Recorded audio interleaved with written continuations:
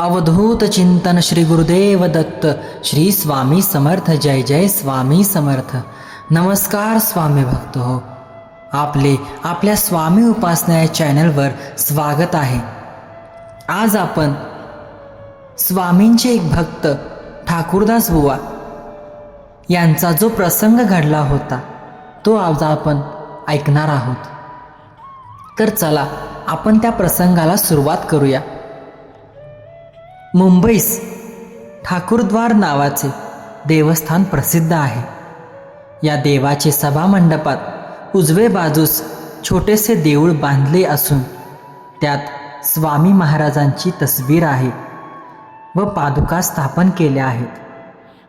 नित्यपूजन, आरती वगैरे व गुरुवारी पालखी समारंभ होत असतो. हे स्थान श्री कृष्णबुवा उर्फ ठाकूरदास बुवा यांनी स्थापन केलेले आहे. ठाकूरदास बुवा हे लहानपणापासूनच दत्त उपासक होते. नरसोबाची वाडी, गाणगापूर वगैरे ठिकाणी जाऊन दत्तांची सेवा करायची त्यांना फार हौस.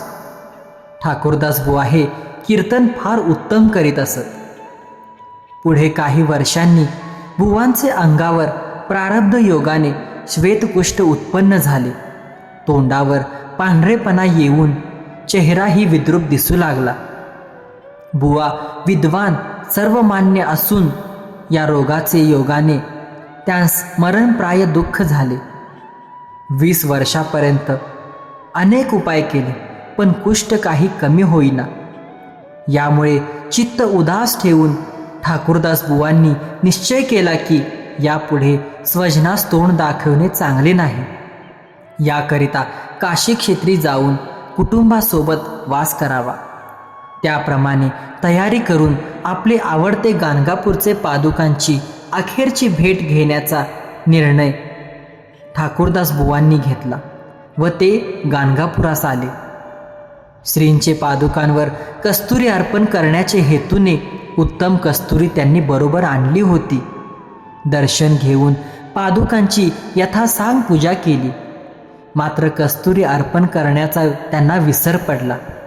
मग बुवांनी ब्राह्मण भोजन करून त्या दिवशी मंदिरात उत्तम प्रकारचे कीर्तन केले व काशी जाण्याबद्दल श्रींची आज्ञा मागितली.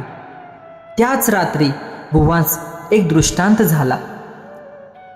अक्कलकोटास जाऊन श्री स्वामी समर्थ यांचे दर्शन घ्यावे म्हणजे रोगापासून मुक्त होशील. बुवा प्रातःकाळी जागे झाले. तो रात्रीचे दृष्टांताचे स्मरण झाले. स्नान संध्यादी नित्यकर्म सारून पादुकांचे दर्शन घेऊन बुवांनी अक्कलकोटचा रस्ता धरला. 3रे दिवशी बुवा अक्कलकोटास पोहोचले. स्वामी महाराज कोठे आहेत त्यांचा तपास करता बाहेरगावची एक वेश्या अक्कलकोटास येऊन राहिली होती. तिचे घरी महाराज आहेत असे कळले. बुवा लगबगीने दर्शनास निघाले. श्री स्वामींचे चरणी मस्तक ठेवून बुवांनी दर्शन घेतले. महाराज बुवांकडे पाहून म्हणाले, हमारी कस्तुरी अभी का अभी लाव. ठाकूरदास बुवांस आपण पादुकांवर अर्पण करण्यास कस्तुरी आणली होती त्याचे स्मरण झाले आणि श्री स्वामी महाराजांनी त्याची आठवण करून दिली.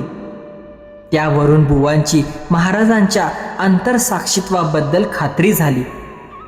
लगेच बुवांनी बिऱ्हाडी जाऊन कस्तुरीची पुडी आणून श्री स्वामींच्या हातात दिली. महाराजांनी हास्य करून ती कस्तुरी तेथे लहान मुले जमली होती त्यास वाटून टाकली. श्री स्वामींची सेवा करीत श्री कृष्णबुवा काही दिवस तेथेच राहिले. एके दिवशी बुवा दर्शनास आले असता महाराजांनी जवळची धुनी पेटवली होती. तिच्यातली एक जळके लाकूड बुवांचे अंगावर फेकले. सेवेकऱ्यांनी जय जयकार करून बुवास सांगितले की तुमचे कार्य झाले. ते काष्ठ नित्य उगाळून त्यात गाणगापूरचे भस्म मिश्रण करून त्याचा लेप कुष्ठरोगावर बुवा नित्य लावू लागले. याप्रमाणे काही दिवस गेल्यावर बुवांचे कुष्ठ नाहीसे झाले. त्यांचे कुटुंब सौ राधाबाई श्री स्वामींची एकनिष्ठेने सेवा करीत असे. बुवास त्यावेळेस एक 7 वर्षांची कन्या होती. बाईने महाराजांस पुत्रप्राप्तीबद्दल प्रार्थना केली. महाराजांनी आपल्या डोक्यावरील टोपी काढून बाईची ओटीत फेकून दिली. बाईने महाप्रसाद समजून आनंदाने महाराजांस साष्टांग नमस्कार घातला. पुढे 12 महिन्यांचे आतच तिला पुत्र झाला. त्याचे नाव गुरुनाथ ठेवले. श्री स्वामी महाराजांचे आज्ञेप्रमाणे गुरुनाथाचा व्रतबंधही अक्कलकोटास श्री स्वामींच्या सानिध्यातच झाला. शके 1972 साली माघ मासात अक्कलकोटास शिवरात्रीचे दिवशी ठाकूरदास बुवा कीर्तन करीत असताना आपल्या डोक्याची भरजरी टोपी काढून गुरुनाथाचे डोक्यात महाराजांनी घातली. पुढे ठाकूरदास बुवा श्री स्वामींचे पूर्ण भक्त झाले. त्या वर्षी गुरुप्रतिपदेच्या उत्सवात येऊन 4 दिवस अक्कलकोटास कीर्तन करून आनंद करीत असत. श्री स्वामी महाराजांच्या पादुका मुंबईस त्यांनी ठाकूरद्वारी स्थापन केल्या आहेत. ठाकूरदास बुवा हल्ली कैलासवासी आहेत, पण गुरुनाथ बुवा ठाकूरद्वारी श्री समर्थांचे भजन पूजन भक्ती पुरस्पर करीत असतात. ठाकूरदास बुवांचा कुष्ठपरिहार झाल्यावर ते हमेशा अक्कलकोटास येऊन श्रींजवळ कीर्तन व पूजन करीत असत. एके दिवशी बुवांचे मनात असे आले की श्री स्वामींपासून आपणास गुरु उपदेश मिळावा. असे मनात येताच महाराज फार रागवून म्हणले की हमको काय को सताता है, हम पंतोजीपन नहीं करता, गांठ के गुरु बाट के चेले हम करते नहीं देखे. पुढचे वर्षी बुवांनी निर्धार केला की मरण आले तरी पुरवले, पण श्री स्वामी समर्थांचा अनुग्रह घेतल्या वाचून राहायचे नाही. असा निर्धार करून महाराजांसमोर बुवा उभे राहिले. तेव्हा महाराज म्हणाले, निकल जाओ जूता मारेंगे. हे शब्द ऐकून बुवांचे मनात भक्ती विजयातील रामानंद आणि कबीर यांच्या गोष्टीचे स्मरण झाले. हे बुवांचे मनात येताच महाराज म्हणाले, तेरा कबीर झक मारता है, हम कुछ परवा नहीं रखते. हे शब्द ऐकून महाराजांचे अंतरसाक्षित्वाबद्दल बुवास परम आश्चर्य वाटले व महाराज केवळ दत्त मूर्ती आहेत असा निश्चय करून अखेरपर्यंत त्यांनी श्री स्वामी समर्थांची सेवा केली. तर स्वामी भक्त हो, हा होता स्वामींच्या काळातील ठाकूरदास बुवा या स्वामी भक्तांचा एक प्रसंग. स्वामी भक्त हो, याच्यामध्ये जे काही स्वामींचे वाक्य उच्चार केलेली आहेत ती स्वामींच्या बखरमध्ये जे लिहिलेले आहे तेच उच्चार केलेला आहे. त्यामुळे कोणीही असे समजू नका की काहीही शब्द वापरलेले आहेत.